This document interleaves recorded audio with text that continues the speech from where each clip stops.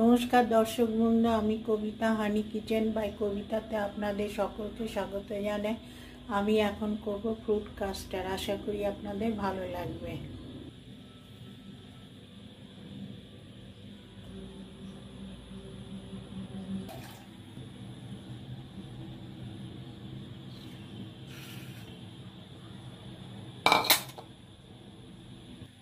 দুধটা একটু ঘন করব।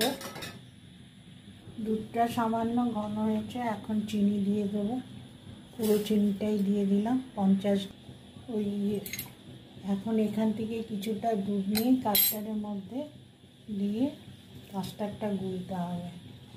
কাস্টার্ডটা গোলা হয়ে গেছে, এখন এর মধ্যে দিয়ে দেবো, দিয়ে আবার নাড়বো।